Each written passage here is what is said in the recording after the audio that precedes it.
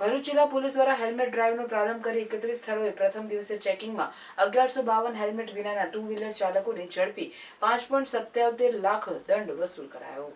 રાજ્યમાં 1 એપ્રિલથી ફરજિયાત હેલ્મેટનો કાયદો અમલી બનતા જ ભરૂચ જિલ્લા પોલીસે તેને પહેલા દિવસથી જ કડક અમલવારી શરૂ કરી હતી। હેલ્મેટના કાયદાના પાલન માટે ભરૂચ, અંકલેશ્વર સહિત જિલ્લાના તમામ 9 તાલુકામાં 31 પોલીસ સ્ટેશનનો સ્ટાફ અને ટીમો મંગળવારે ચેકિંગમાં સવારથી જ જોતરાઈ ગઈ હતી, જેમાં જિલ્લામાં વિવિધ પોઈન્ટ, ચોકડી, સર્કલ માર્ગો પર ચેકિંગમાં 1152 ટુ વ્હીલર ચાલકો હેલ્મેટ વિના ઝડપાઈ ગયા હતા, જેઓને કાયદાના ભંગ બદલ ₹5,31,000નો દંડ ફટકારી સ્થળ પર જ વસૂલ કરાયો।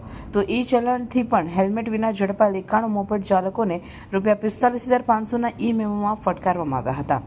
પોલીસની હેલ્મેટ ડ્રાઈવ અંતર્ગત પહેલા દિવસે જ પોલીસના કડક ચેકિંગને લઈ હેલ્મેટ ખરીદવા ભરૂચ સહિત જિલ્લામાં ટુ વ્હીલર ચાલકોએ દુકાનો પર ભારે ધસારો પણ વર્તાતો હતો।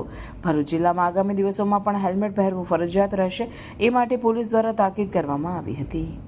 અલગ અલગ પોલીસ સ્ટેશન વિસ્તારોમાં હેલ્મેટની ડ્રાઈવ ચલાવવામાં આવી રહી છે, જે ખૂબ જ સરસ રીતે ચાલી રહી છે। તથા અગાઉ જ્યારે પોલીસે જ્યારે આ ડ્રાઈવ ચાલુ કરી એ પહેલા પેમ્પલેટનું વિતરણ કરી તમામ નગરજનોને તથા લોકોને પેમ્પલેટનું વિતરણ કરીને એક વોર્નિંગ તથા અવેરનેસનો પણ કાર્યવાહી કરવામાં આવી હતી। ત્યારબાદ આ 1 એપ્રિલથી પોલીસ દ્વારા બહુ સઘન રીતે ટ્રાફિકની ડ્રાઈવ ચાલુ કરવામાં આવી રહી છે।